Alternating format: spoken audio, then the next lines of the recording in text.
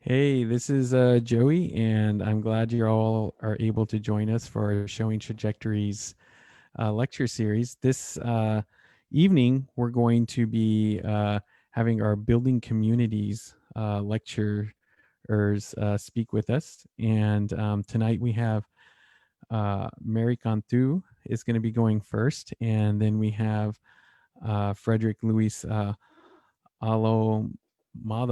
I think I said that right. And it's going to be awesome. So the format for Showing Trajectories is we interview people that have uh, been on a journey, and most of the people that we get to interview are people that are trying to build something, whether it's a community, a career, um, or help other people in ways that people often kind of aspire to do. And so tonight, we're really lucky to have Mary Cantu, who is someone that has been working in the greater San Antonio area for over 10 years now, in a space of community art. She not only is a facilitator of it, she's someone that's formally educated from the University of Texas at Austin in it. And she's someone that not only does it professionally, but um, has been an organizer and facilitator to help multiple organizations and multiple groups really kind of come into their own in terms of facilitating art for the community. But tonight, I'd like to kind of give her kudos and be very excited for her because she, like one of her biggest projects, or her biggest project is a nonprofit called Spare Parts. And Spare Parts is an initiative to help others kind of learn about reuse and creating art and art curriculum based around reuse materials.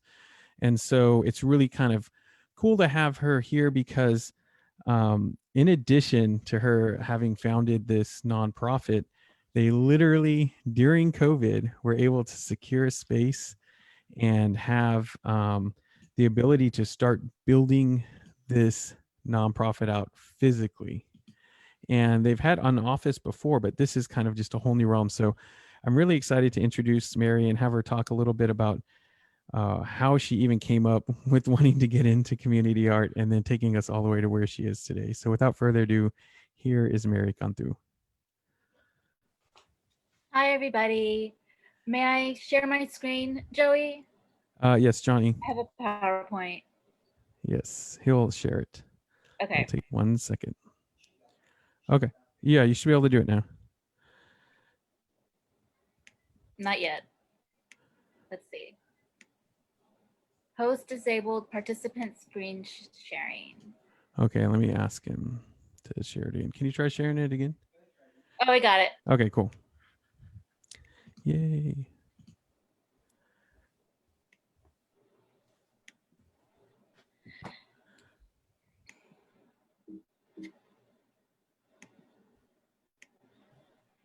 So this is a picture of me with a lamb and my mom. I'm a San Antonio native, but my mom is from Wisconsin, and we spend summers up there. She was a teacher while I was in grade school, so we had the same breaks. And we went home, or we went to her home, my grandparents' home, every summer to have a very farmy vacation every year.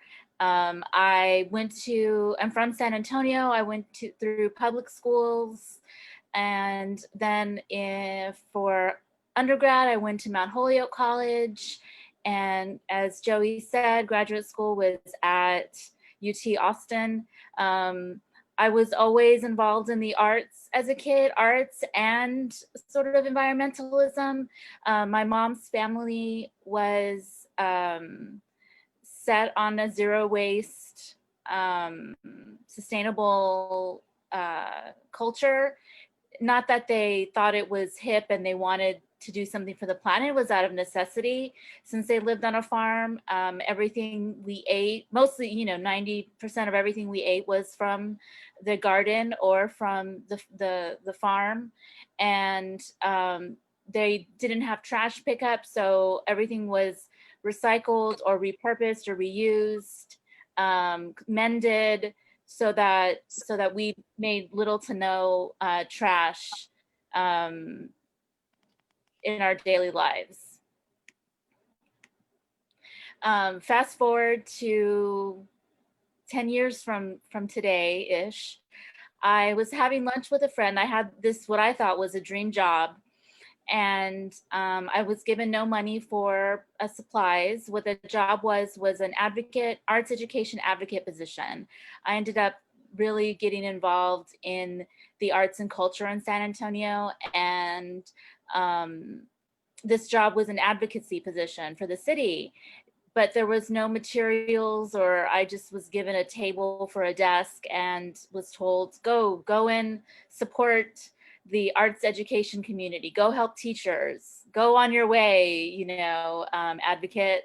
And I was having lunch and I was talking to my friend Alicia about this challenge that I was facing, that I thought I was given all the tools to do my job, but I wasn't able to do them well enough. So she said, I know of I know of a business that has a bunch of like cast-offs, materials that they don't use, but that they give to teachers and the creative community so that they can continue making art. Do you want me to, introduce you to these folks? And I was like, sure. So I met Jackie and her son Ryan at Plastic Supply. They are huge supporters of just the youth and art in San Antonio. And Jackie doesn't like to throw anything away. So she had gobs and gobs of things for me to use. I filled up my car and she said to come back with a U-Haul. And at that point I realized that I could do more than assist myself with what I needed to complete in my position, but I could help others. So I started doing research about creative reuse and what was that? And because my formal education is not from environmentalism. So I did a lot of reading and I came upon this quote by anthropologist Robin Nagel. She's in New York City, and it's every single thing you see is future trash, everything. And that's sort of where I stopped in my steps. And I thought to myself, I looked around and I thought, yeah, that's very true. We are living in very materialistic culture, and we don't have the means to repurpose everything or reuse everything. There's just an excess of stuff that's around us, stuff that we don't even need, but we somehow feel like we need it. And we're throwing it all away at some point in our lives. So I bring this up to you because I want you to, as I'm speaking, I want you to reflect on how you interact with things in your everyday life and how you interact with consumption and environmentalism, sustainability daily for yourself. So I was invited to do a presentation to some kids from Harlandale ISD. Don't know if that makes a difference where they're from, but it was over the summer and I found some really interesting pictures about trash and consumption and how much of it is around us. Even though we in the United States, we don't see a lot of trash around us. It usually disappears from our trash pickup weekly.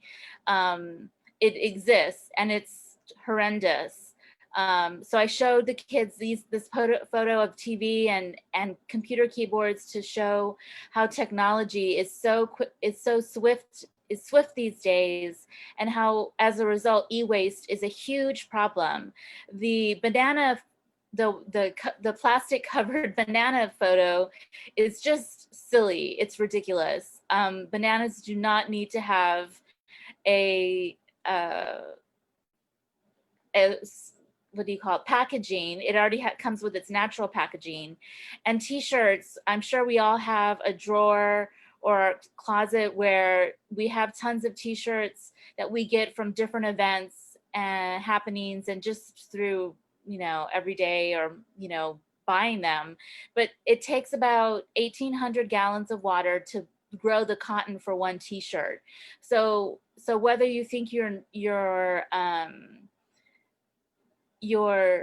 consumption level is good or not, we are using resources crazily. I then came upon this artist duo named Tim Noble and Sue Webster out of London, and they highlight the use of trash in their artwork. They create these amazing shadows that that utilize trash. This was very inspiring for the kids and even myself to see when I started researching artists that incorporate themes of detritus and environmentalism in their work. We're all familiar with this, but I wanted to just go through the hierarchy of waste management. Here are two different types. Your best option is prevention, or not even using something. To minimize the use of something is the next. Minimize or reduce. To reuse something is the next. Recycling, energy recovery, disposal, that's throwing something away. So when you think about recycling, you want to think about that as the last preferred option for you in the hierarchy, or your interaction with something that you need to dispose of, or not even buy or engage in. So what I've tried to do in my life is minimalize the amount of stuff in my life. Think about whether or not I need it at all. If I do, and I have to get something, I have to figure out a way to repurpose it or reuse it, mend it, let someone else have it, because what I don't want is it ending up in the recycling bin, or worse, just the trash bin.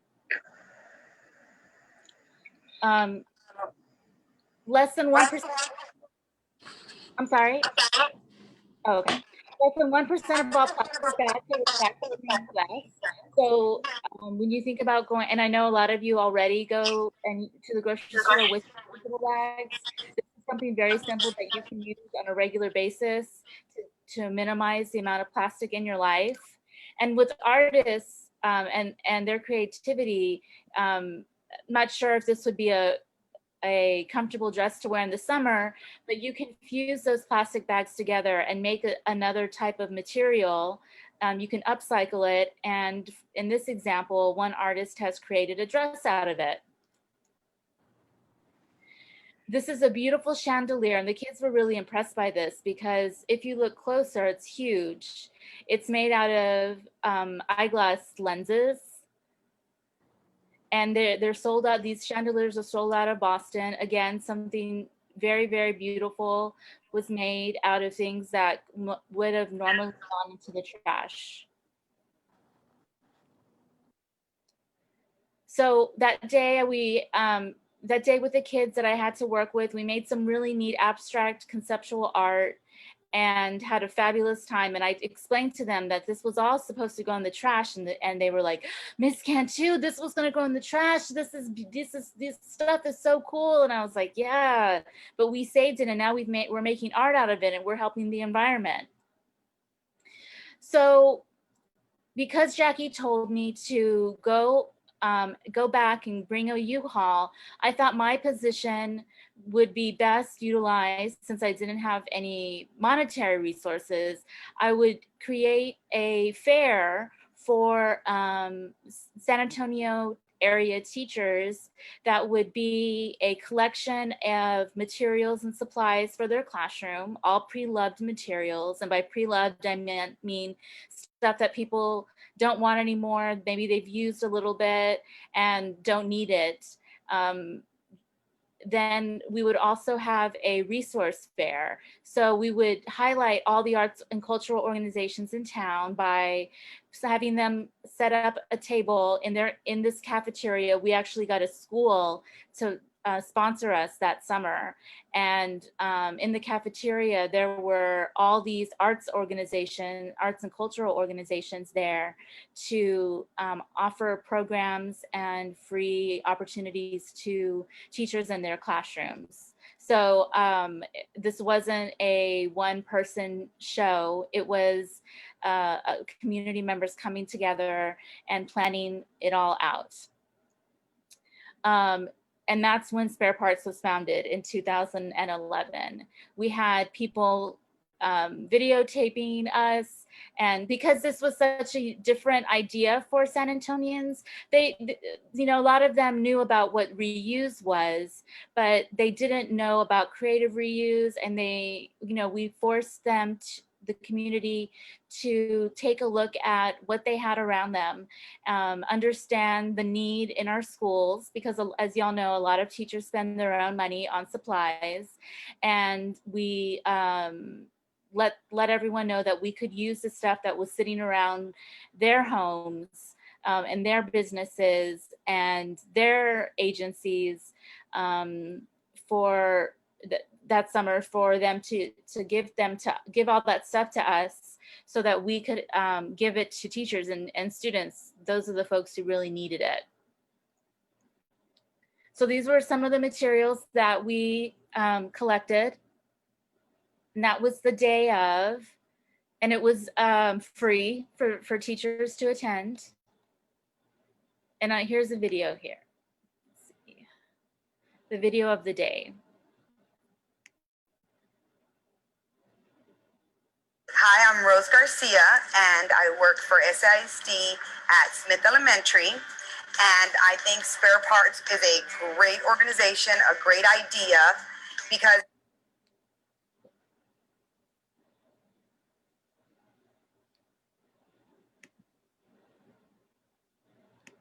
let's see, can y'all see the video? The video is not coming up, but we could hear the audio. Let me see here. Yeah, no, we can't see.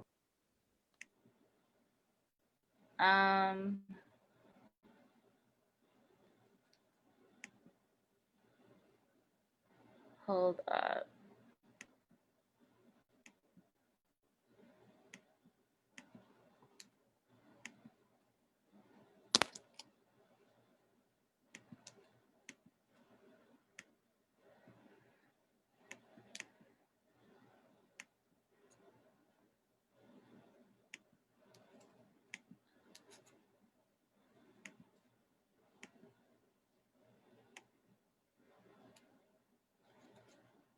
Can you see it? Yeah, we can see it. Hi, I'm Rose Garcia, and I work for SISD at Smith Elementary. And I think Spare Parts is a great organization, a great idea, because it gave me all kinds of materials to utilize in my classroom. Being as we are as teachers now are required to give art grades, we have to incorporate it a lot more in our curriculum, and materials are hard to come by. What I liked most about Spare Parts is that they are recycling a lot of objects that would normally be thrown away, that people don't think about that they can use in their art. And yes, I definitely would love to see this continue. I think we need to get the word out. I think a lot more teachers would take advantage if they really understood what was going on. And I think art gives me a chance to express myself and connect with my children. Hi, I'm Maria Rosales. I'm at Bonham Academy, and I'm a first grade teacher. And I was very interested in coming to see what Spare Parts was all about, and I wasn't disappointed. I got to go and see all the cultural and arts organizations that are here in San Antonio, and you know, you hear about them all the time, but you don't really have a face to match with a group. We got to talk to some of the people and some of the things they can do for school teachers. And then it was like, you know, you watch on TV those shows where you get to go on a shopping spree and it's all free. So we got to go in to all these rooms and pick up arts materials. It was a lot of fun. What I liked is that I was really looking for like different things, not just, you know, construction paper and glue. You could find some of that stuff. And but there was interesting things that we really didn't know what they were, but we picked them up because we could think of ways to use them for math, social studies. I picked up some really neat things for social studies. And then I was thinking of our art teacher that we do have a theater arts teacher, and I think she's going to use some of the stuff that we brought, like materials and foam board and things like that. So thanks all the people that put this together, because we really enjoyed it and had a lot of fun. My name is Rocio Valdez, and I'm a third grade teacher at Maverick Elementary, SAISD. And I thought this idea was wonderful because it not only I get free stuff, but also ideas on how to use it in my classroom. For example, we do a lot of science projects or using, and we try to encourage kids to think about recycling and reusing. And this is a fantastic way of doing it with the resources they have at home, for example, like cardboard. So I loved it. Hopefully we can have this maybe a couple of times a year and be able to get more familiar, and actually, instead of grabbing all the stuff that we want, be more specific and focusing what we want to use for a classroom. So no, it was awesome. Thank you. Hi, my name is Rebecca Phillips, and I'm with Brentwood Middle School with Edgewood ISD. And I can't tell you enough how wonderful the spare parts program is. Being a teacher at the middle school and a mother of three, buying school supplies can be tedious, especially as a school teacher, you don't have a classroom budget. So to come here today and to be able to take anything and everything that I need that somebody else doesn't need is a wonderful way to go green, to teach that to our kids and to fill up our classrooms without emptying our pockets. So thank you so much, Spare Parts. I hope to see you again.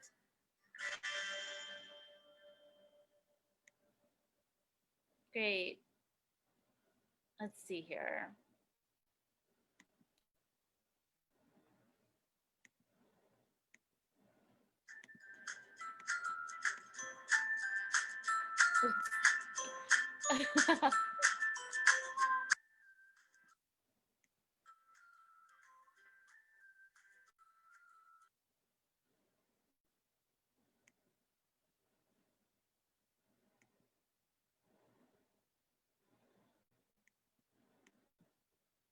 Let's see here.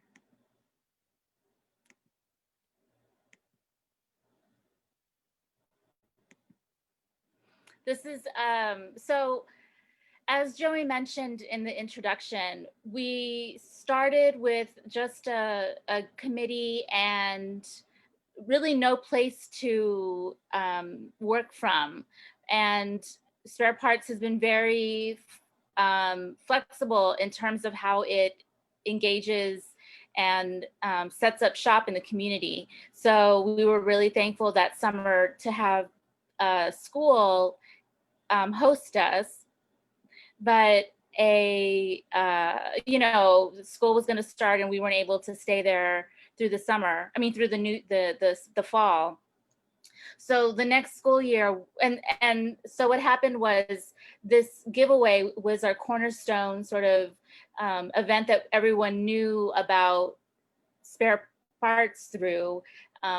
So that's something that we've done for 6 years. But and between summers, I became a consultant and hired some educators. This is a group of interns. We always had a great cadre of interns during the summer as a project-based internship, so that they would understand zero waste, environmentalism, sustainability through education, while helping their teacher school community.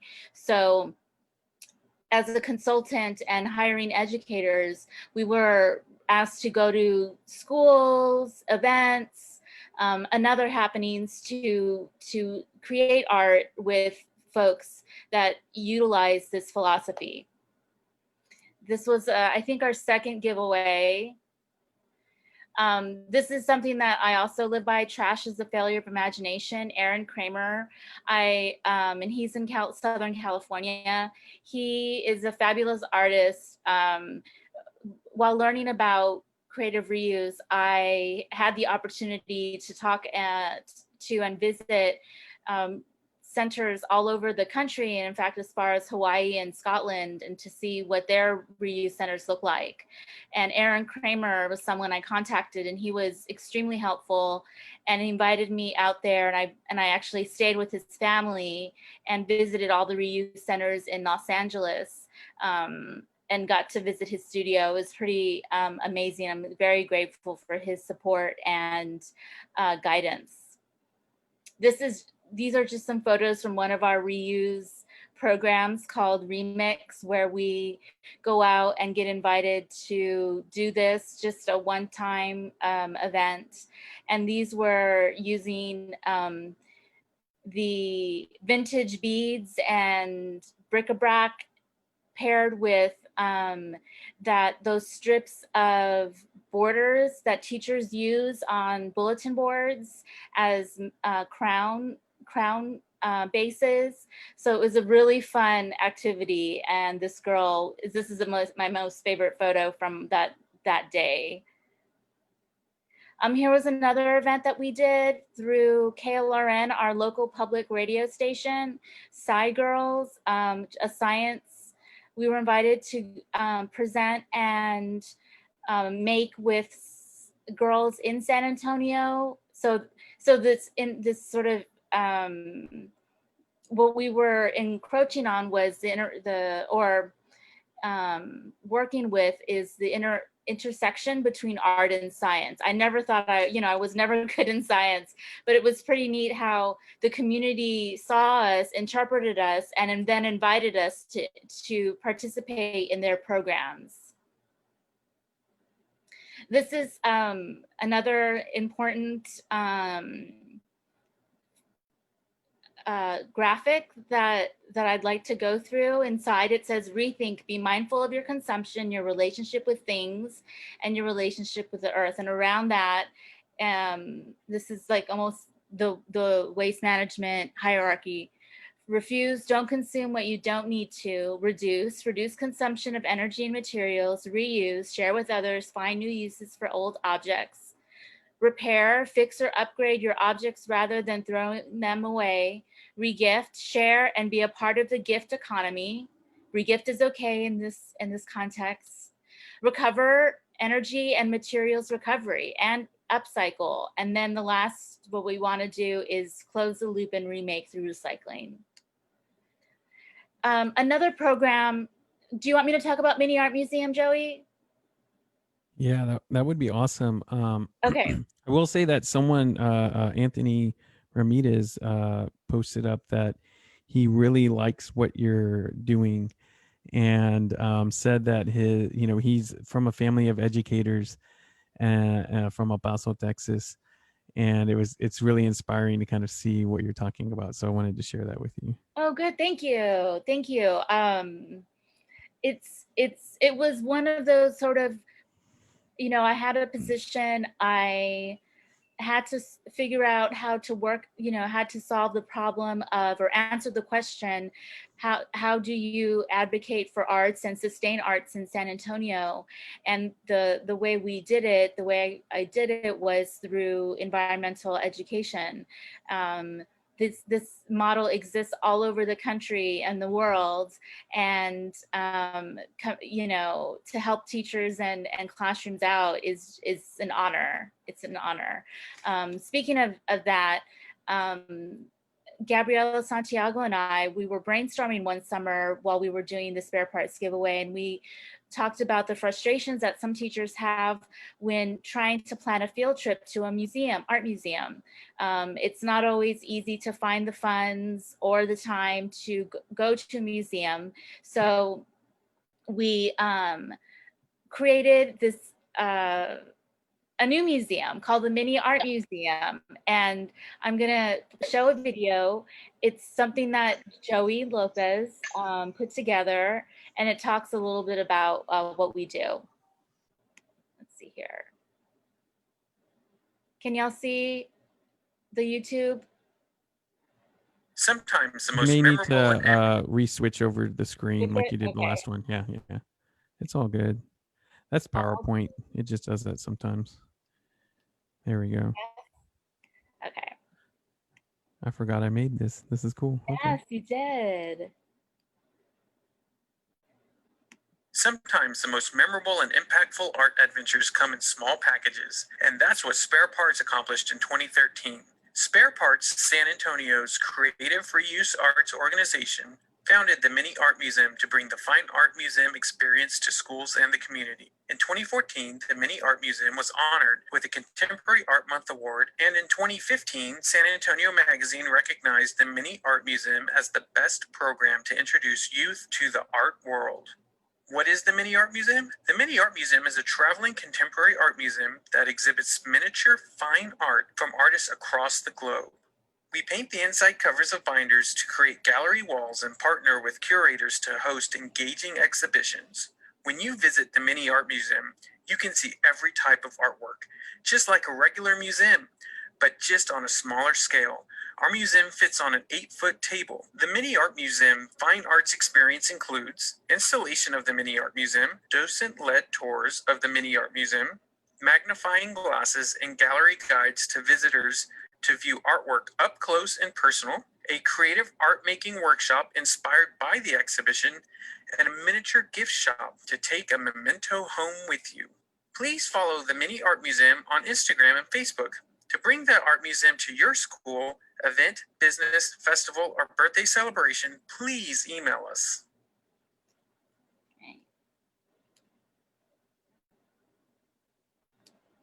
Oops.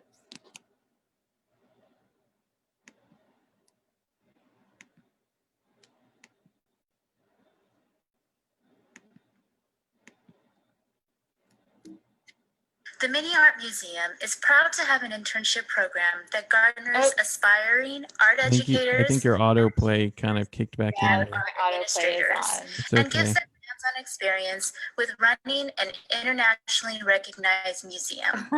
With 11 exhibitions and Hold over on one second. 10,000 visitors to date, the Mini Art Museum brings art to There we go. There we go. Autoplay.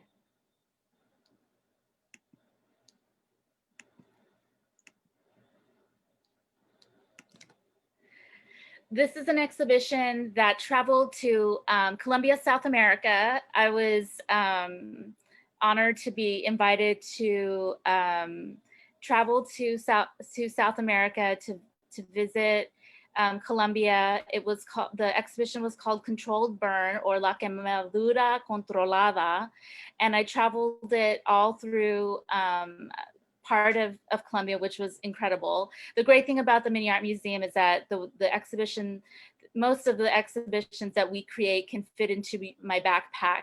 So traveling with art was not a problem. It was also an awesome opportunity to show artwork from San Antonio to different parts of the world. Here's a photo of us getting ready for the book festival at the Southwest School of Art. This was, so you think oh, mini art museums, you only get to work with a few kids. No, we've worked with, this looks like, I don't know, 60 kids at once. They get to, in groups, visit the Mini Art Museum through a docent-led tour, just like a museum, and then they work on a creative project. And all of those creative projects are creative reuse projects. So we incorporate the spare parts philosophy into our art making. We also have a membership. So just like other museums, you can support the museum through its membership program. And this is Marta Ochoa. She she's originally from Peru, but lives in San Antonio right now. And she set the Guinness Book of World Record for the most small or tiny paintings. This exhibition was on view at the library, and the Mini Art Museum is going to be home to a lot of her artwork, which we are totally excited about. Here we are in a library. We've partnered with tons of libraries in San Antonio to have museum visits. And here's an exhibition at San Antonio College. We just set up, we bring our little table, we set up, and we bring art to any part of the world, of the community that we'd like. Joey did mention the fact that we've had spaces. We recently got an office, and that was a very, very small office. We weren't able to do any programming out of it, but we do outreach 100% of the time. But as Joey said, during the pandemic, our board got together and decided to, which has been my dream. So this is my dream come true, to turn Spare Parts into a center for creative reuse. So it's going to be a place, and I'm going to show you some pictures just taken today of what it looks like. Before I do that, I want to just share with you our mission statement. Spare Parts advances reuse and sustainability through creativity and the arts. So this is what we signed a 1-year lease to a retail store off of, well, it doesn't matter where it's located, but that's where all those boxes came from, where our office came from, our office that we no longer have. And it's going to be a place where people can come and access materials for extremely low prices, and sometimes free, and have and participate in workshops on site for the community. This is just taken today. We've been moving all day, and here's another photo. It's about 1,400 square feet, and we will start by selling things curbside and delivery. We'll be selling materials online, and then we're hoping, this is like the first time publicly I've announced this, so I'm a little I'm very excited, and I still can't get over the fact that we're able to do this. Then hopefully by the end of the year, we'll have the space set up so people can come, the public can come and shop and take classes. Please keep in touch. Please follow us on Facebook and Instagram and Twitter. This is my email address. If you want to stay in touch, please do so. I wear a lot of hats. I'm the only staff member of Spare Parts. So if you message me through Instagram or tweet us or Facebook message us, you will get me. So if you have any questions that don't get answered today, I will be more than happy to connect with you through the social medias. Thank you. Yeah. So first, a round of applause for Mary. Mary, you know, like what you do is I don't know, it's really amazing. It sounds so simple. Like we go and we take stuff and we give it to other people. That was stuff that other people were probably going to throw away. But you know, one of the things being in San Antonio is that, you know, it's one of the poorest cities in the nation. Some of the zip codes are some of the poorest zip codes in the nation. 78207, where I'm work out of, and you know, a lot of the schools that you were showing, you know, you're showing spaces where students are on, you know, backpack food programs so that they get food to go home on the weekends, and you're working with a lot of groups that like just normally would have nothing in terms of art programming, let alone having like being able to like take physical things home with them, whether they're reused or not, is like, to me, like just has a lot of power in it. Alondra wrote, she said, being raised in poverty, my family and I definitely went to food banks and places that would give free school supplies and even clothes. And seeing your work and what you stand for is so inspiring because it reminds us that one man's trash is another man's treasure. And I think yeah, and Alonda has done some really cool work. She has a little documentary about being a migrant farm worker, which maybe we'll share that in the chat. But yeah, you know, one of the things I want to emphasize to the people that are getting to watch this is that this is not something that just happened overnight, and it's not something that was easy. I watched Mary literally cry many times because you hit roadblocks when you're trying to do things like this. You get told no a lot. As great of an idea as it sounds, finding the people to support it and make it happen, it really does take a lot of effort and a lot of perseverance. Even going from when Mary started the spare parts, when we start things like this, we often start them off of enthusiasm and gumption, right? And then you sit there and you go like, oh, like this is going pretty well, but like where do we go from here? And you start realizing, okay, maybe should we start a nonprofit? Should we start a for-profit? And like, I got to watch Mary spend 3 years literally going through that and figuring out how to structure this initiative and setting up a 501 and also setting up a business side for it and getting the volunteers and getting the board of directors and going through that whole process and that journey. So as we open this up for questions, I really ask her anything that you would like to know, whether it's from that nonprofit entrepreneurial side or it's from, how to get involved with the schools and contacting them or anything along those lines. So I'm going to go ahead and open it up for questions, and you can put it in the chat in Zoom. You can put it on the chat in the Facebook Live, or any other way. And if those of y'all that are on Zoom, you can ask through the mics.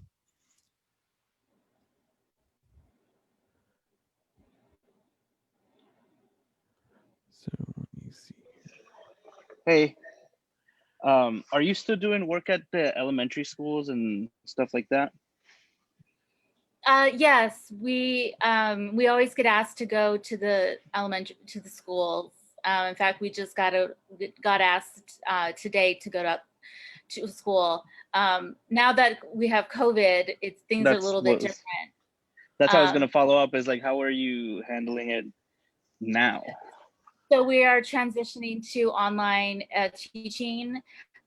We have some contracts with charter schools, and I'm going to, during each holiday, we're going to go out to Bear County probation facility where kids are in juvenile detention center, and we'll be doing programs just like this. I'm going to be dropping off materials to their schools or to the juvie, and then they'll work with materials that they have, and I'll teach from here. But yeah, that's a good question. We do a lot of online work now, but we did lose a lot of once schools went online, everything that we had planned was out the window, and we had to recalibrate our programming. One of the things that I noticed having to go through COVID was people have really regrouped online, and people have been able to also focus on commerce online.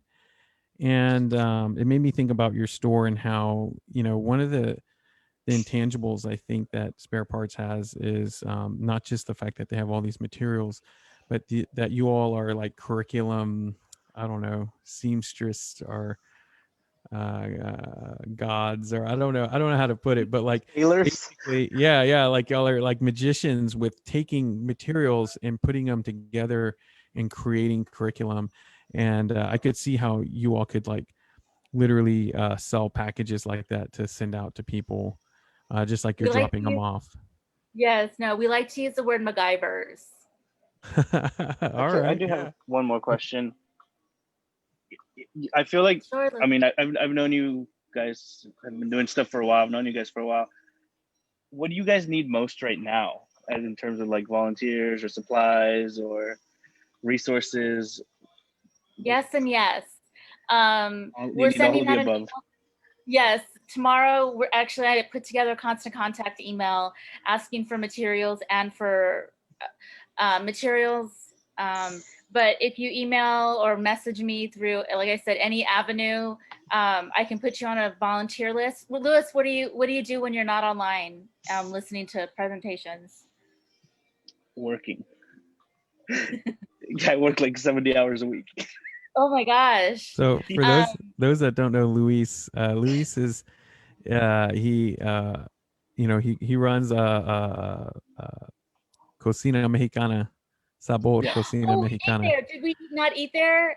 Yeah, I think you did, yeah. And Yeah, we Luis is did. also a new media artist, and right now he also works full time doing photography for an auto company, documenting their cars. And Luis is someone that's just been a huge advocate for creating space in the arts world, especially from a immigrant migrant kind of space as well. Luis and your family, y'all have facilitated food for all kinds of events. And Also, I work for the Express News now too. I'm their podcast producer. oh wow, so Great. Oh, but I was gonna mention I have this huge warehouse space where we have all these cars. I've been wanting to do more community outreach, do stuff like that. I think it's a good place where we can have small, socially distanced, like learning events. Yeah. I'm telling you, it's a huge space. So Yeah. keep that in mind when you're thinking of like stuff or you need some place to do or maybe like something. a small fundraiser or something. Yeah. Yeah, I'm not just a photographer here anymore. They made me the marketing director. So for this and the 3 other companies that they run through here. So That's fantastic. Yeah. Yes, let's connect and keep in touch, Luis. Thank you. No, you're welcome. Thank you. I love how Luis jumps in and offers such a good tidbit of info. Yeah, good guy. So Mary, like, do you think that school, like when you were doing your master's, did you imagine that you would really get to go and kind of do this and get to fulfill it at, like, when you were going through that journey? Because this has not been easy, like I said, but what do you think about now that like you're literally starting to do it and have your space? That's a good question, because I was asked that today while the movers were moving in boxes and we were filling up this space, because it's still a little surreal for me. I'm still in kind of like survival mode, trying to relax and really open my eyes to see what we're doing, because it's been 10 years. I mean, it's been almost 10 years, you know that. And I feel like I've been, oh, Luis has a crowd there. Hey, everybody. But it's been really surreal. And, I document the how the space looks regularly, and can't wait to invite all of you to the opening when we have that, hopefully in the beginning of the new year. We did our business research and did find out that it was not too risky to open a business like this during this time. It seems like things are getting better. So we're confident that what we're doing is, like you said, something that's really needed in the community now, and a few months from now, a few years from now, etc. Well, cool. Well, thank you so much, Mary, for being with us in this lecture series. I feel like your journey is one that I don't know. It's you're helping so many people. You're an artist in and of yourself, in terms of being able to put things together and persevere. Like, one of the things about art is that we suffer for it, And I definitely feel like with spare parts, you have put the suffering in to make this thing happen. And I think about that a lot with nonprofits because they're very hard to get started. They're very hard to sustain. They're very easy to create and then let go dormant. And I've watched you just really persevere and put your energy in it in a way that a lot of other people I know would have given up or would have just fizzled out on. And so I just want to give kudos to you for what you're doing and how you're doing it. And again, just say thank you. And if everybody could just give a round of applause to Mary, thank you so much for being on this lecture. And we're going to go ahead and get ready for Frederick Luis, if that's cool. Dr. Aldoma. How do I say your last name? Aldama, like Aldama. Adama or Obama. All right. Well, we're gonna if it's cool with everybody, we'll just roll on into Dr. Aldama. I randomly met you on the internet through one of my graduate students, Anthony Ramirez, and he told me, he was like, yeah, this guy's just really good. You should meet him. But like, I'm a cyber stalker. I'm a cyber anthropologist. I study people. I study culture. And when I friended you on Facebook and I started seeing your feed, and then like I see the pace of your feed and I see the pace of what you were doing, I was just in awe. Like, I was in awe of everything you were trying to do. And like Mary, I just saw this selflessness right away. Like, I saw this thing where it was like, you're not, like, you weren't pushing the projects that you're showing and the initiatives that you have because you're trying to get your name out there. It was like you literally saw everybody else that's been trying very hard to like get to where they are and to break through in academia and break through in their art spaces and break through in the professional realms and create like this TAZ, this temporary autonomous zone, to like let them through this portal, let them through and create this energy. And, I don't know how you did it. And that's what I would love to kind of start off with. I don't know if you have a presentation or if you wanted me to ask you questions, but I definitely would love to explore, one, like how you got into being an academic, and then two, like where you started getting this gumption, because I have that. I mean, not to sound arrogant, but like, that's what I do. That's what I love to do. But I saw you doing it at this frequency that was just like, this is inspiring. Like, there's no BS here. There's no fluff. Like, you're putting the time in. Like, I just see it. So anyways, I just want to start off with that rather than end with it. Yeah, that's awesome, Joey. Yeah, thanks. And I think Anthony's somewhere in the space here with us as well. Thanks to both of you guys. And Mary's project, you're right. I mean, the commitment, 10 years, and that's kind of the 10-year numbers where I'm at with my laser Latinx Space for Enrichment Research program. And it does, we all know that it takes, it's not a fly by night, and we would never do that to our communities, right? We don't go into our communities and then, for 5 seconds and leave. Like, that's not what we do.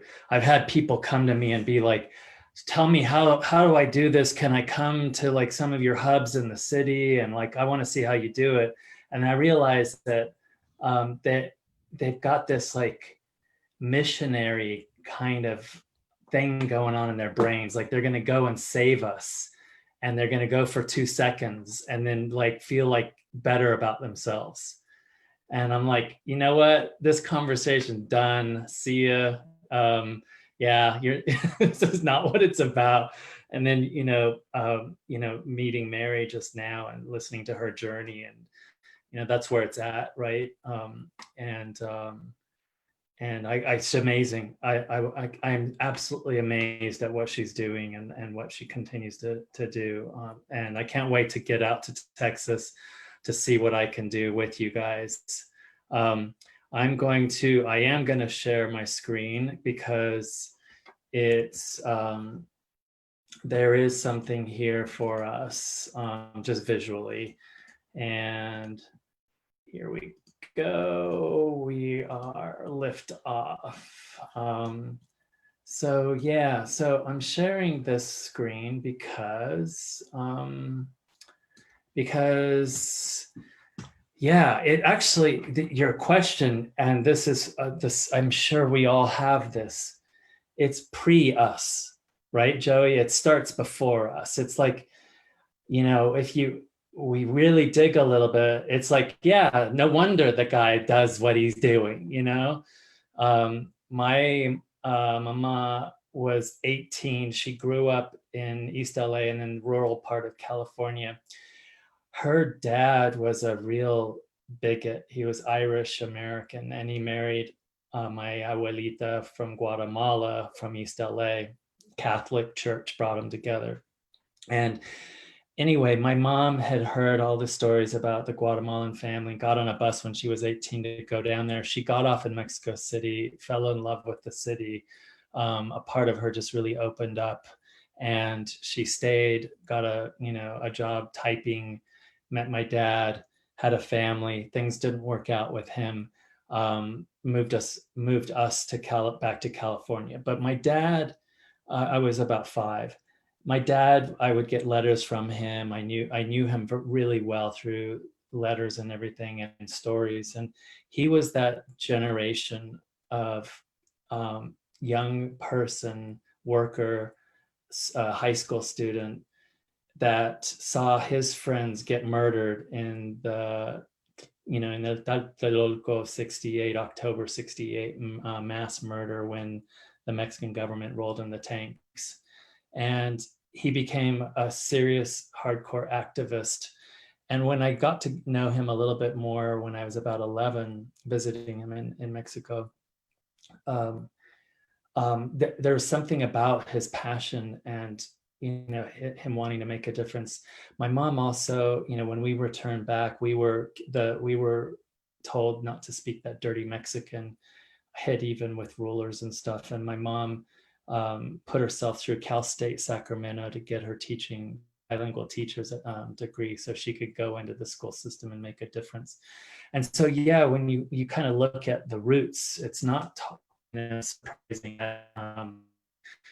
I went in once I became pretty established as a professor. I arrived here in Columbus, Ohio, some high school, some friends, and we have an area of Columbus that's we've got the Pulga, it's like little Mexico here in Columbus.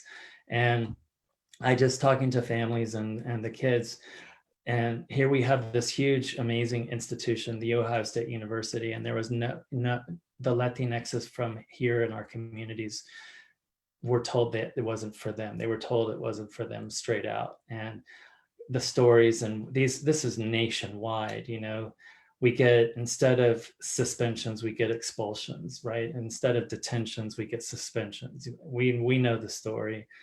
We're a majority underrepresented, and yet when it comes to higher education spaces, we are still way, way behind on those numbers, and we know why. And I wanted to make a difference. And so by 2009, I had managed to get the university to give me money so I could launch LASER, Latinx Space for Enrichment and Research. And the idea was, and then I made it a reality. Graduate students, undergraduate students at OSU, going and spending an hour a week very consistently in these laser hubs, high school spaces around the city, working with primarily Latinx high schoolers to get them on that track for OSU. And it's just gone 10 years, and it's pretty, Joe, it's amazing because I've got now generations. So I've got students who were high schoolers who came to OSU, who are now at OSU as undergrads, who are now in laser hubs as mentors back to their high schools.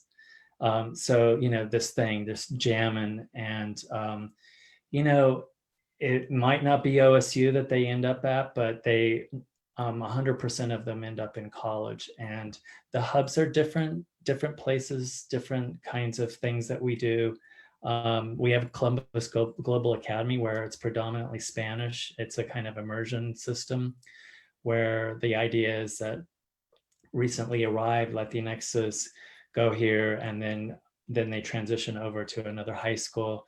We're in those spaces because I'm like, hey, there's no better time. Let's get, work there. Let's be in all the high schools where we're needed. And it's grown. It was recognized, by the Obama administration. It was, big thing for me. Here's a little video.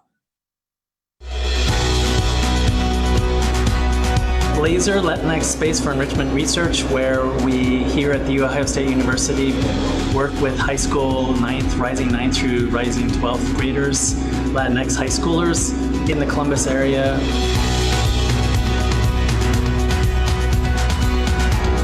My favorite part about Laser is getting into the community and interacting with the high school students that remind me so much of myself when I was in high school, needing direction, not knowing about resources available to us, being able to see myself in college universities, not thinking that it was like a lottery that I would, pray to the gods to get in, that we can actually take steps to get there.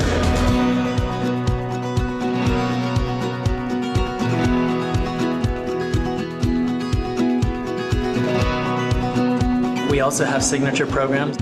SoulCon, the Brown and Black Comics Expo, where we bring African American and Latinx comics creators, animators from all over the country to The Ohio State University to run workshops on how to create comics, how to make animation films, but also to expo their work, meet with K through 12 kids.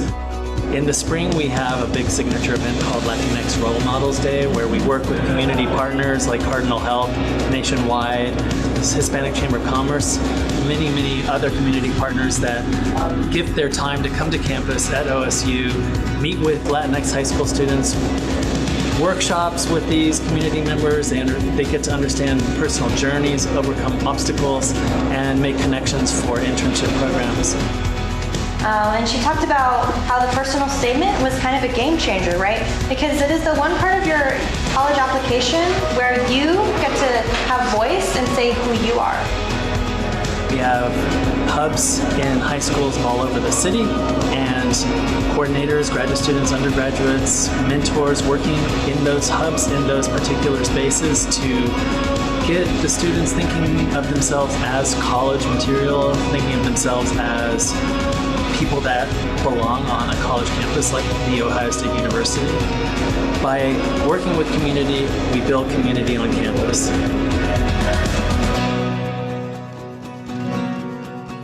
Yeah, so that, is kind of, for me, no matter what happens on campus, there's always campus politics, things like that.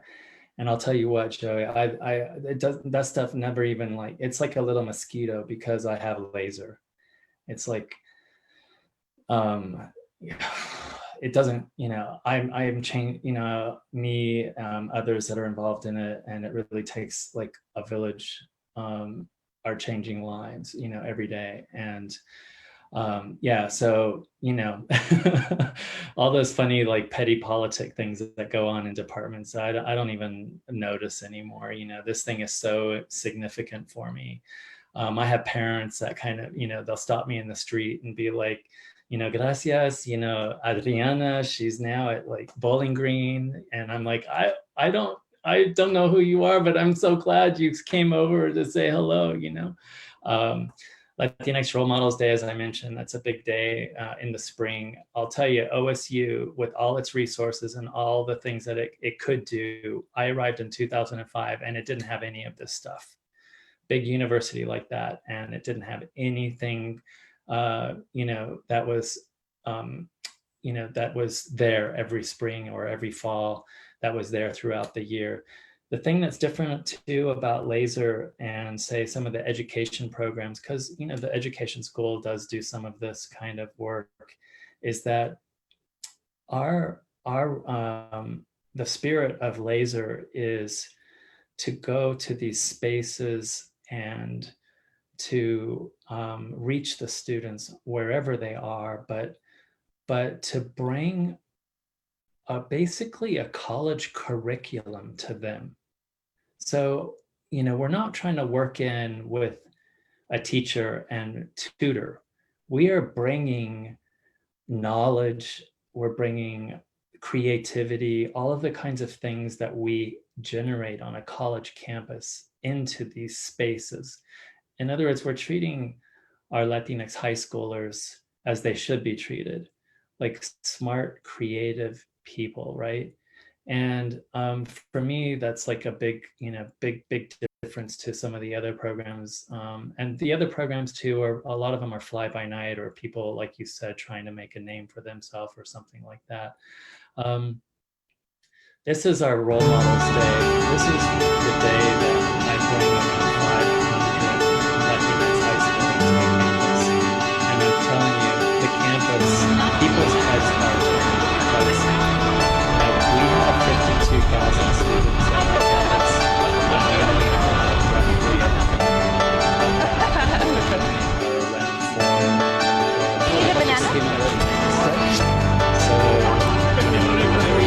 This day starts to really shift those numbers.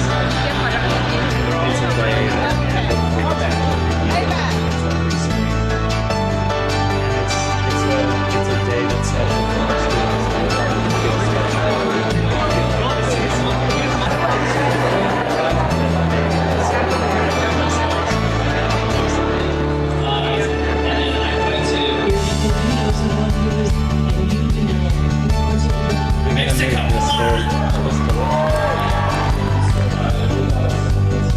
Friendly people. Sumamente importancia de enseñarles que pueden tener una oportunidad en educación. Entonces, trayéndolos aquí a una universidad tan prestigiosa, les enseña que no deben de tener el temor a la oportunidad de educarse. Pueden ver a gente como yo y como mis voluntarios que son latinos también y que están estudiando aquí. Entonces, esa presencia es necesaria para nuestra comunidad ver que la educación es posible, no nomás posible, pero lo estamos haciendo ahorita. People in all of the schools around Columbus need to know that our population, our Latinx population, is growing very rapidly, and that we are a unique population in that we can be light-skinned, dark-skinned, we can be bilingual, we can be monolingual English, monolingual Spanish. We're a very diverse demographic. The fact is that our students are slipping through the cracks of the system. They're not graduating, they're not going to college in the numbers that we would like. So we need to change the narrative. This is one little piece of the puzzle of changing that narrative. Latinx Role Models Day, Laser, the Latinx Space for Enrichment Research, where I have hubs all over the city, creating pathways to college. These are small pieces in the much bigger picture. We need everybody working together, schools, people like myself on campus, people in the community working together to make this change.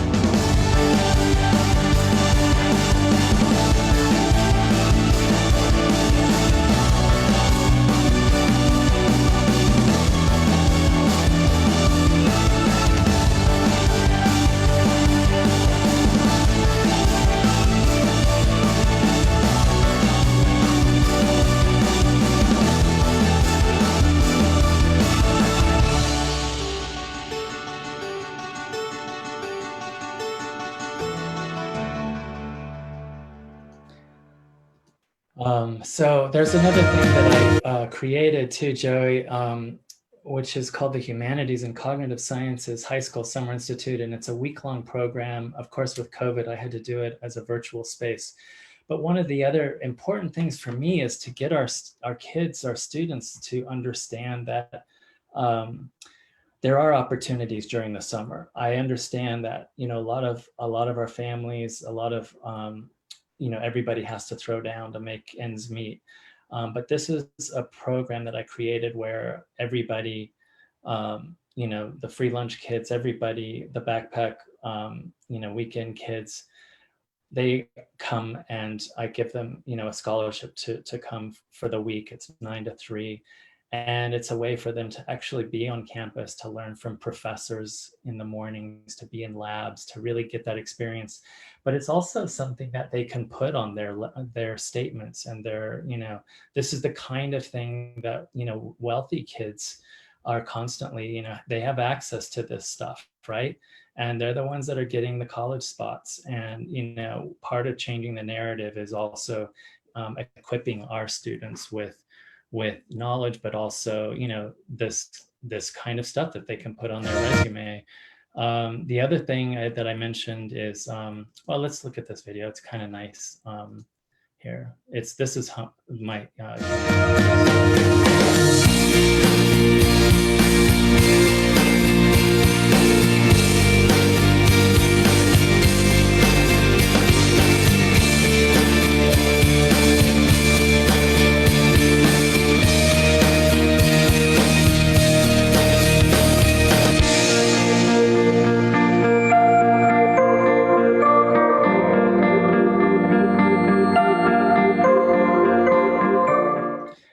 SoulCon I mentioned, such an important day for me, especially because, especially the young ones, the K-6 kids, they learn how to, that they can be empowered by telling their own stories through word drawn, comics basically. And I love it. It's like another one of my favorite days. That's my signature event in the fall.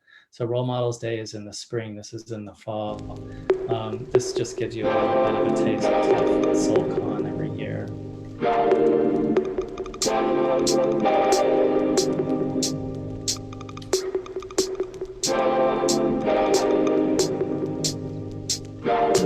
I can get fly, fly, fly, fly, fly, fly. I can get fly, fly, fly, fly, fly, fly. I can get fly, fly, fly.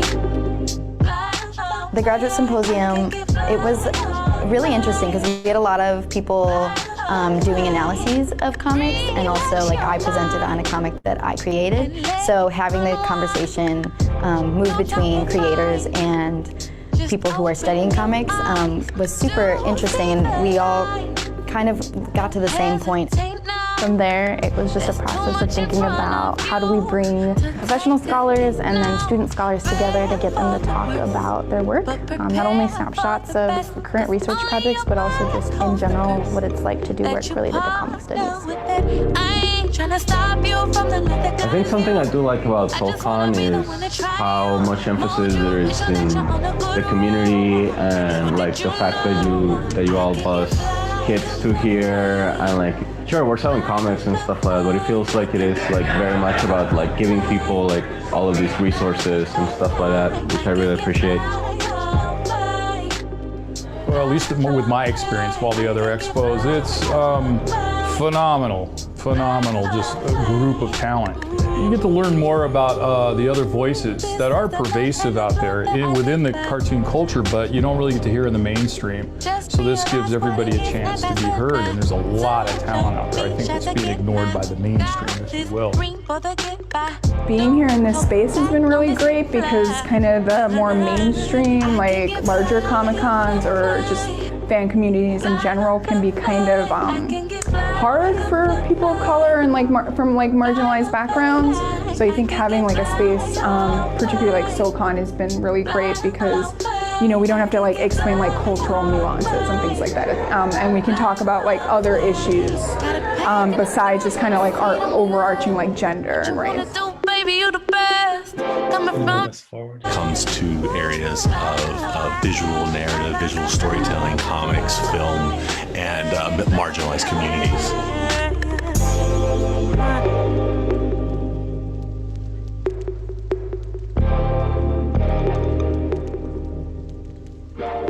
So yeah, part of the work too, Joey, is the comic stuff is, and here my kind of the cerebro, right? So the Professor Latinx kind of trying to keep my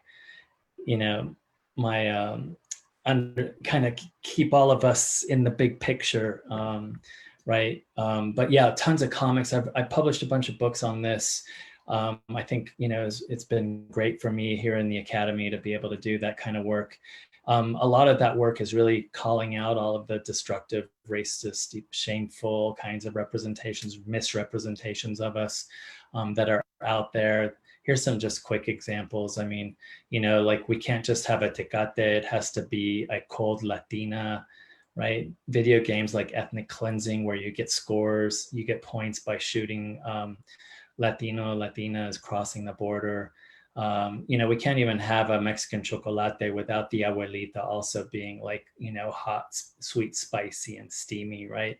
So all of these things that we've become kind of habituated to, I spend a lot of my academic work calling out, because it's part of that bigger picture. If we're being kept out of higher education spaces, we're also being kept out of writers' rooms, out of showrunner rooms, production discussions and conversations. We're being kept out, locked out of kind of acting spaces, all of the kinds of where we should be, right? If we're 19% of the population and we're less than 3%, a lot of that is because of those K through 12 systems that have prevented us from going anywhere. And it also matters because we become habituated, we become used to all of these negative stereotypes. And we realize that those negative stereotypes are actually working their way into tweets coming from the White House today. And if you actually broke down some of these tweets where they tie up women, duct tape on their mouths, put them in the backseat of a car or van, we need the wall, we found prayer rugs out here. These are all tweets as if they are real. And then you realize that the chief executive, Cheeto in power, is actually just watching Sicario 2. That's where he's getting his information, right? And of course, Sicario 2 is a extremely sensationalistic narco flick that wants to reconstruct reality in very specific ways, but it's has nothing to do with real reality, as we all know. I ask you and the others that might be listening in, like, what is our idea of ourself tomorrow? And what does it mean to wake up in the morning and not be able to ask that question? What does it mean to be in school systems that lack resources, where you aren't given access to the knowledge that will allow you to empower yourself and those around you to see, to realize, to kind of shape who you are tomorrow? And finally, don't we all deserve this right, a basic human right to realize our full potentialities, to shape ourselves and others in all ways imaginable today and tomorrow? And with that, I just want to thank you guys for bringing me on here. Wow. Well, first I'm gonna give you the virtual clap for everybody. We're getting some thrown in there on Zoom and on Facebook. But first Anthony chimed in and said, "Hi, Dr. Aldama. Thank you so much for being here. I just wanted to say thank you for being such an inspiration for me and so many others. As a Latinx popular culture scholar, your work has been life-changing for me." So, well, I would just like to say, myself, thank you very much for sharing your story. Man, everything you do is like stuff I'm either doing or aspiring to do. And one of the things I love, and I think you'll get this, is that there's so much room for all of it to be done. One of the things I run into in academia a lot and very often is the arms across. Let me move my mic a little. That little, from both Anglos and from Latinos as well. And so I often have to like decipher that space. And it's always very tough for me because part of the headway that you're trying to create is just being able to have that conversation, being able to have that dialogue. And so when I saw that, like you had pretty much already worked through that, and that you saw academia and you understood academia and you understood like the challenges that are there on the surface, whether it's in your department or the school itself or the alumni too. Like at A&M, it's real interesting because we don't have too big of a problem with the school. It's really the alumni. I mean, the alumni are huge racists at A&M. They really don't, and they don't know that. I mean, it's not like they're like, hey, we're racist. It's just their actions are showing, hold on one second. There we go. Their actions are showing that they're racist. And a lot of it is that we have a lot of Confederate statues and stuff like that here on campus that they don't want to get rid of, that they feel is part of tradition. But then I have to explain to them, like, well, those people didn't want me to be here. Like, the people that you're saying that are you part of your tradition are people that actively didn't want me here. And I think that that's something that we have to recognize as agency in general to this day that you're talking about, is that you're looking at Ohio State University and talking about how there's these high schoolers here, but that this system is not set up for them, and the avenues that you're creating are avenues that literally, while not the avenues you literally created, there were avenues like that. Like the reason I got into UT, where I went to school, was because of programs like yours. It was called MITES, Minorities Introduction to Engineering, right? Like literally a program like you're describing, where I was exposed to role models of people that were either in college or professors or professionals, and got to go to 3M and go see how lightning is made in the lightning lab, and get to go to the wind tunnel at the research center, and get to do these things. And for you to be offering that, not just at the engineering level, which is a lot of times where we push students, but to go into the humanities and go into the creative side with your Comic-Con, to me is just like next level. It's like a level up, because to me, it's like, I as much as I love engineering, you see that I have a PhD in radio, television, and film, because I love storytelling and I love being able to tell stories.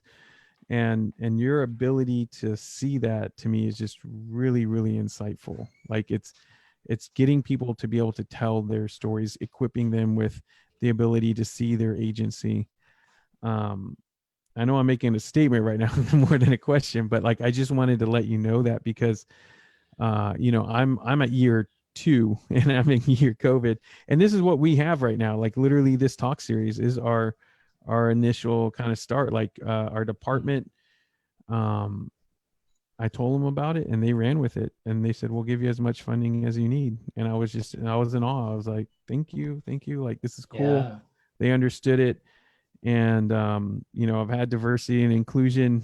I'm on the committee, we've had talks, and they've asked me like, hey, well, what can we do to help with diversity and inclusion? I go, well, you can put more minorities on the diversity and inclusion committee. How about you start with that? And they are very nice, and they say, yeah, we need to think about that. We're going to change that and stuff like that. But being in a rural Texas space, I definitely understand a lot of what you're talking about. Now, on the flip side, being from San Antonio and like being in the San Antonio art space, as you see that I'm inserted, it's really interesting to kind of see your K through 12 programming and where you're going through with that, because I would love to like go and see that at some point, I guess post COVID. Yeah, well, I'd love to have you, you and Anthony for sure, like get you guys up here for, as we call them pro scholars or whatever, to, moderate or to help facilitate. And that way I can also, get, money to help you guys come up here. But yeah, it is pretty remarkable. And I'll tell you, especially seeing the light kind of go off for the little ones and see their sort of work. And then, our creators will put them, take quick pics and then like throw them up on a digital space so the kids actually see their work up on the big screen. Mm-hmm. And then we have like this crazy pizza, like big kind of moment in the main kind of atrium expo space. And, I give the mic to the kids, and I've got a bunch of BIPOC creators up on stage, and I let the kids at it. Like they just like get the mic and they're like, and they just ask all these crazy, amazing, like they're the best journalists, right? And just the inspiration and the love and the joy, and they get back on those buses. And, we also, have training sessions for the teachers, how they can bring this stuff into their spaces for the kids on a more permanent basis. And then Role Models Day, is just another big moment for me because of that. It's just another really incredibly special day. And, in the end, I know I was already a full professor. I passed jumped through all the hoops, and I was able to do this because I committed the time and everything. And I know that a lot of faculty of color, especially junior faculty, have a lot put on them, right? Because we're still, so few on the campus. And I understand why, not more of us are doing this, because it's a lot of work, and to sustain it is a lot of work. But, like you said, Joe, at the beginning, there's something in us, deep down in us, that does it because it's like breathing, right? Yeah. Well, that was one of the things that, I kind of just connected with you right on, or it is like a subconscious feeling, was just that, I like, for me personally, it's like, I just don't give a fuck. Like, I come from an institution where one of my best students was shot and killed by their police. And that changed my life forever. And one of the things that changed was that there's nothing that an institution can do to me that pretty much goes beyond that. You know what I mean? Within reason.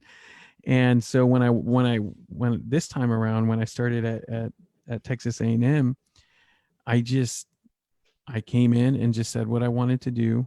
I know I'm a good person and want to help other people. Like, that was like my core tenet, but I also was very honest and frank with them.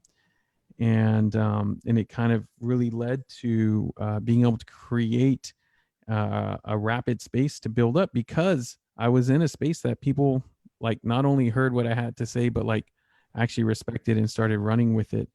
But I think that that's a very scary thing for both graduate students and for junior faculty, like you're talking about, whether you're a lecturer, a professional track, or a tenured professor, tenure track professor. And you're right, it is very scary. And for those that are listening, like, these positions that we're talking about, is that, when you go to a big institution like OSU or Texas A&M, and you're hired tenure track, there's a lot of expectation for you to perform. And we actually talked about that in the last lecture. We had a professor from El Paso, Anthony's mentor. And, he was talking about, making sure you got like, book reviews if you needed to get the book reviews, and get your, submissions for journal articles and all these things. And there's all these different routes. Cause for me, I didn't care about any of that. I just started doing what you're doing. I just started doing when I was at my last school, and I got promoted and through tenure track. But then when I came here, I ended up going on the professional track. So I'm an associate professor of the practice. So here now, like, I literally get to do what you're doing. Like, I don't have to publish. I don't have to maintain anything else. I'm literally going to get to go and do this. And so my wife is a bilingual second grade teacher in Bryan ISD, which is like the poorer area of our town, our area that we're in. And, I went to the first PTO, like Parent Teacher Association organization meeting.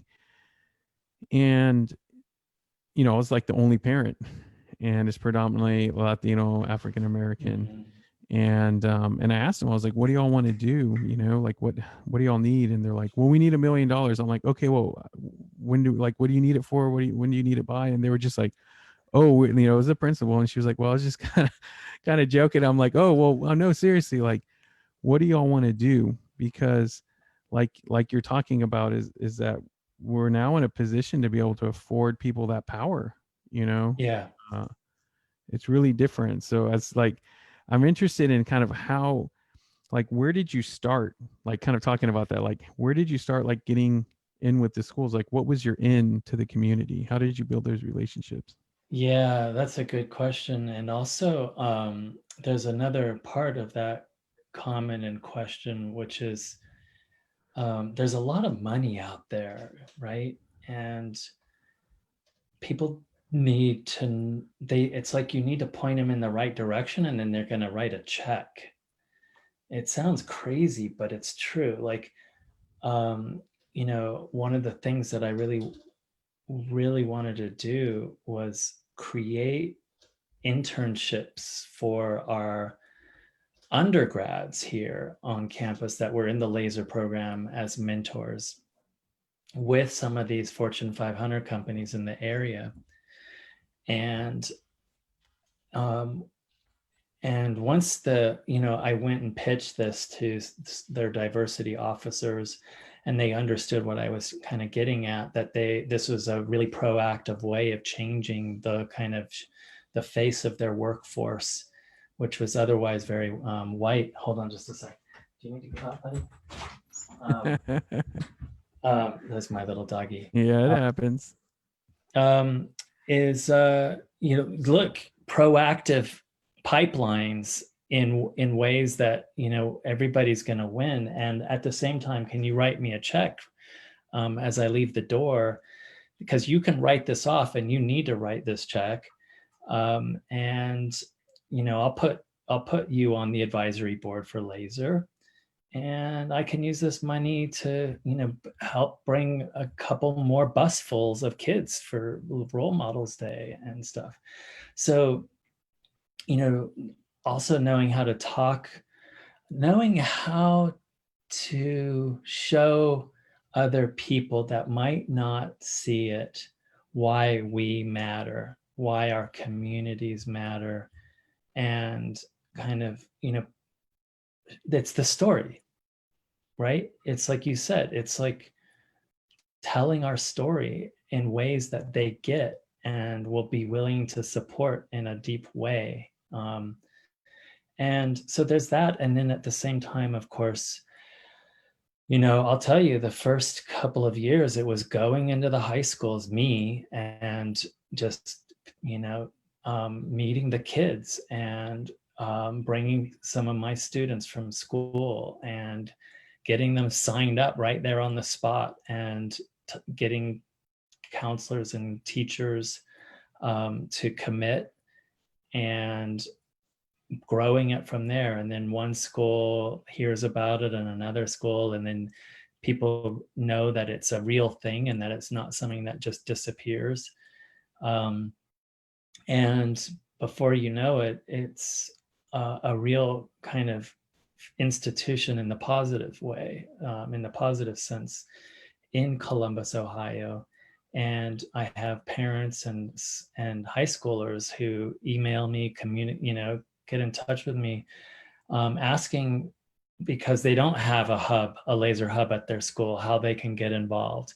So, at a certain point, it's more a question of, well, I only have 24 hours in the day, and I have a 14-year-old, and all of that stuff. So I that's the only limit to my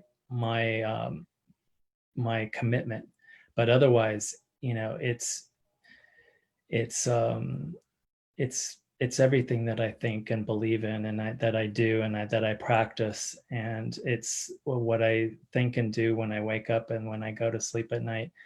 And it's remarkable. I haven't grown it beyond what it is, because I want to keep it really sharp, like a tack, laser focused. I want to keep doing a really excellent job, 100% placement with all the students in it.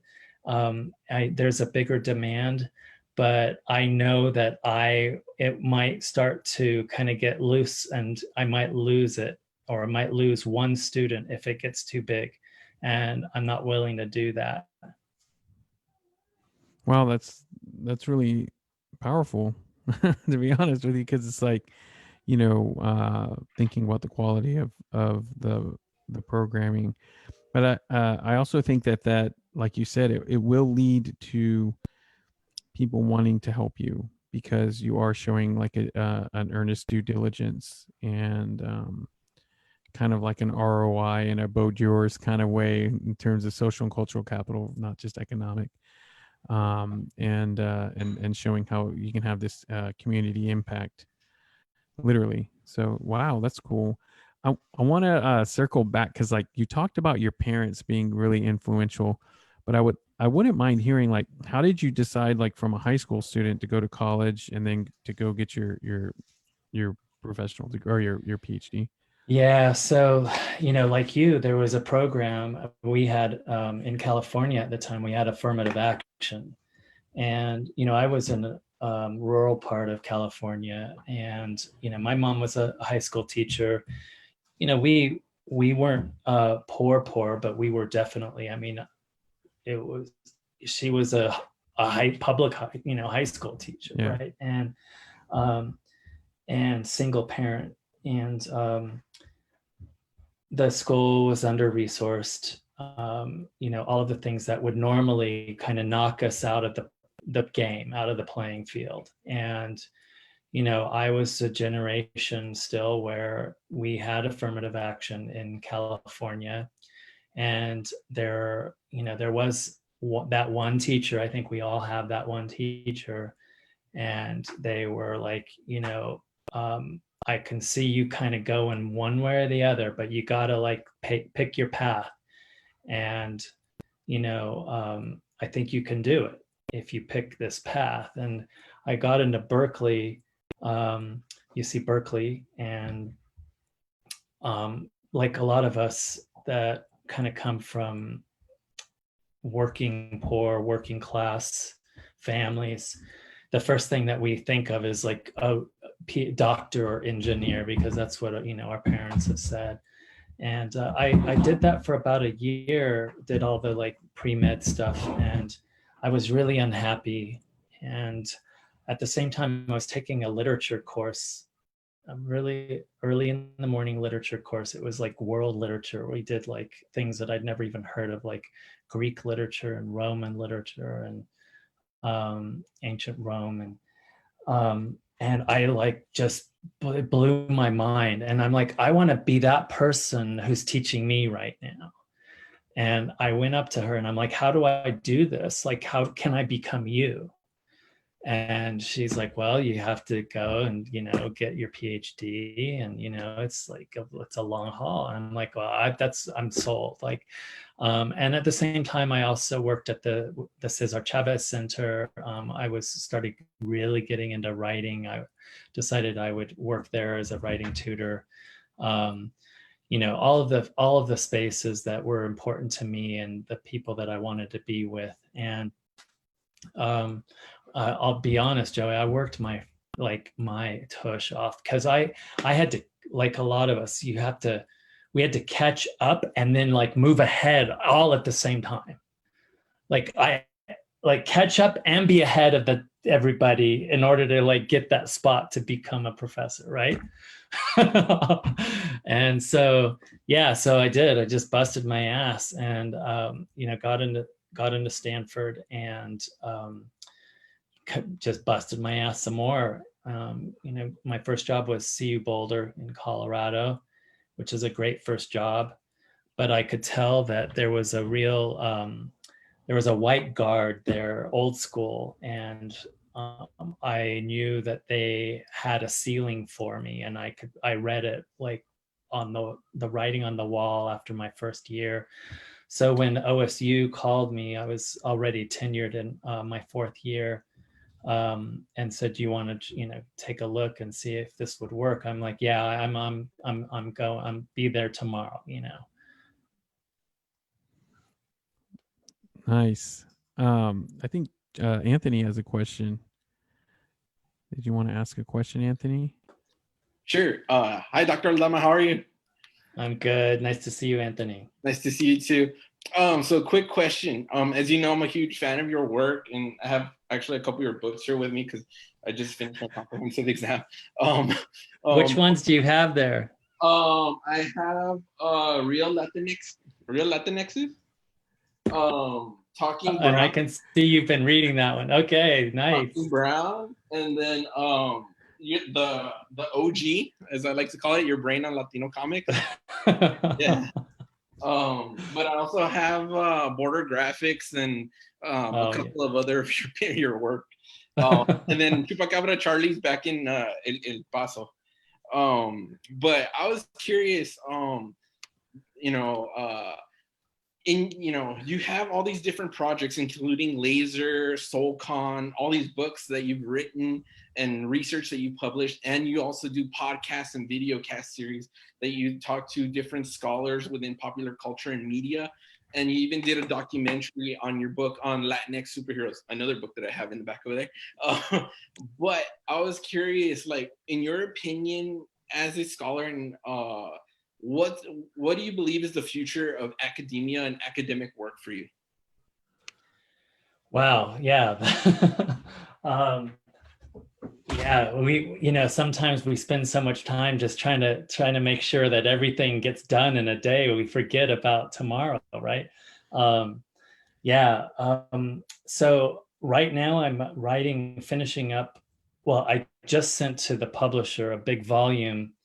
That's the companion volume to the Latinx Cine book, right?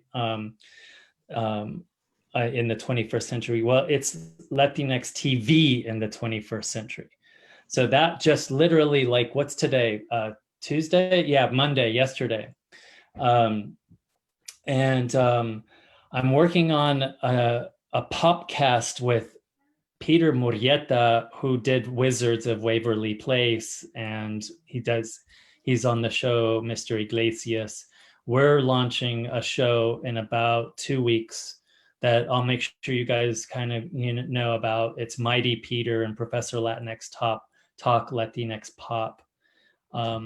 So that's coming right around the corner, and I'm really excited because he and I, like, we're like kindred spirits, but we're from different sides of the table. Like he's like in the writer's room as the like one Latinx, in that writer's room with like all white folk talking about what Latinx should be doing in TV. And he's like, we don't do that. Like, and then there's me, like you, Anthony, and Joey and stuff. We're kind of on this side, kind of looking at it from our space. So I'm excited about that. I'm just almost done with another called Race and Coming of Age Comics. And Race and Coming of Age Comics looks at all of those teen graphic YA novels that are DC's jumped on the bandwagon with, because they realize Scholastic is making all this money. But what I love about them is that the teen graphic novel YA series is DC's actually like finally got like smart, and they're hiring Latinx writers like Alex Sanchez. They're hiring Asian writers and creators, Tamaki, Jean Lun Yang, others like that. And they're doing some really awesome stuff. So those are the things that I'm working on that'll be kind of coming out in the very near future. And I'm trying to get some stuff going on there with you guys. So you'll probably see some more emails, some more like phone calls coming my way to see how the kind of spaces that I've been creating here, I want to bring to Texas. That's awesome. Also, I just wanted to say that I have that Latinx 21st Century Cine book that you have, and one of my committee members, Dr. Juan Alonso, he contributed to that book, and so on behalf of Dr. Alonso, I'll let him know you said hi. Hey man, that collection, I mean, like there's some things where you're like, this is good, but man, that like it's like I don't even have epic. words. That's how good it is, right? It's pretty epic. If I can jump in, because like for those that don't know what we're talking about, Dr. Alamada, well, the name of the book is Cine, Latinx Cine. Let me see if I have it. yeah, Latinx Cine. And it was crazy because, Anthony told me about your book, and I was like, okay, I'll order it.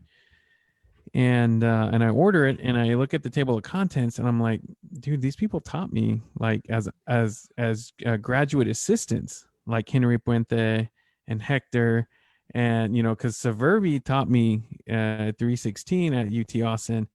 And then I'm like, this book reminds me of is it Latinos in the Spotlight? No, Ramirezberg's Yeah. Latinos in Film.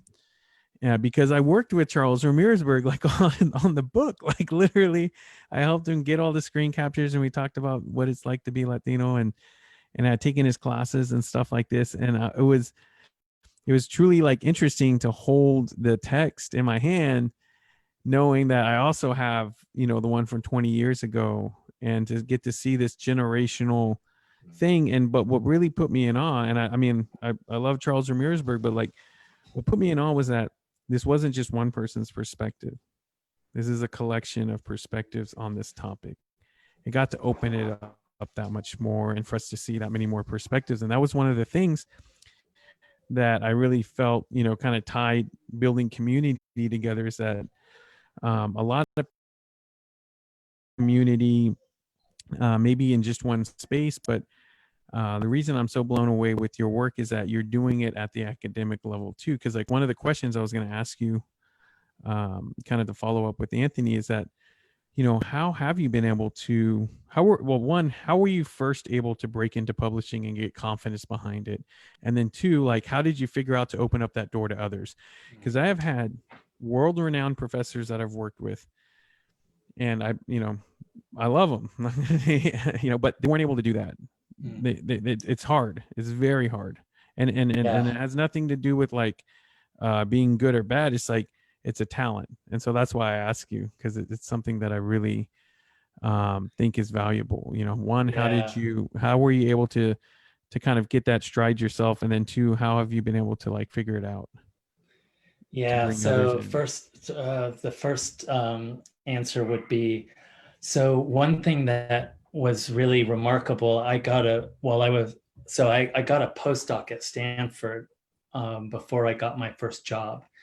And I used that year to dive into the archives there at Stanford, where Arturo Islas, one of our kind of late great authors from El Paso, Texas, left almost 40 boxes of his diaries and his manuscripts, and they weren't supposed to, nobody was supposed to actually get into those until 2010.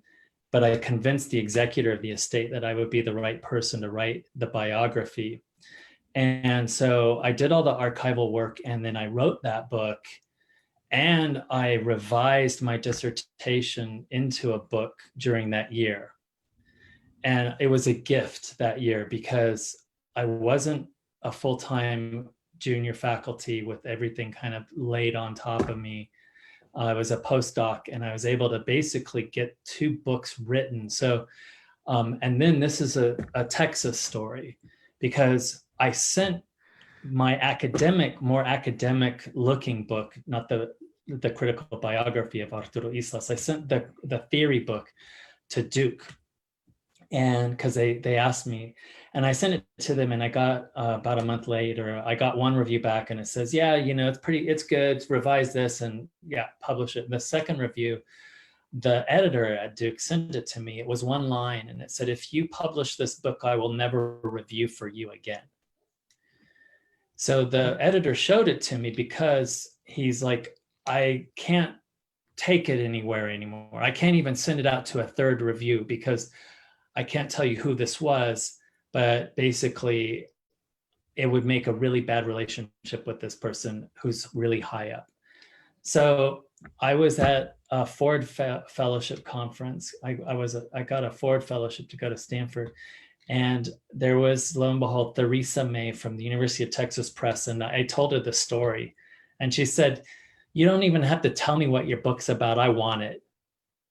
Like, if that person's going to have that kind of reaction, and real Texas, like straight from the Yeah. shooting from the hip kind of like, I want it. It's a badass book.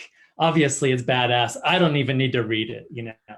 And so because of that, I've been really loyal, super loyal to the University of Texas Press. Like for the first 10 years of my publishing life, with the exception of that critical biography, I published almost everything with Texas. And at a certain point they were like, we love you, but you're like writing too much, like we can't handle all of this stuff. So so I started like, you know, doing other, publishing elsewhere and stuff.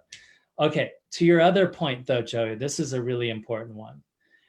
From the very beginning, when I started publishing volumes, collections, because of course collections, if they're done right, like you and Anthony just mentioned, they open a field and they do it in a way that one person cannot do.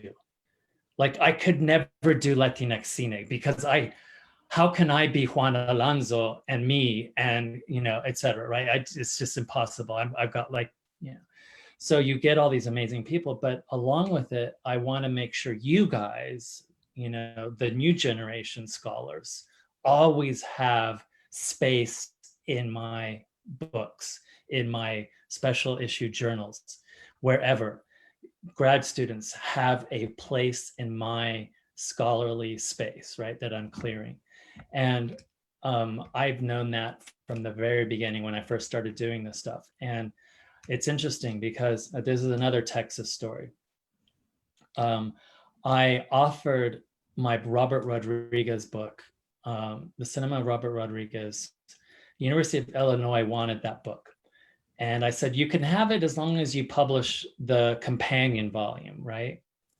And they're like, okay, fine. And they gave me contracts even before the books were done. And I sent them the companion volume and the Robert Rodriguez book.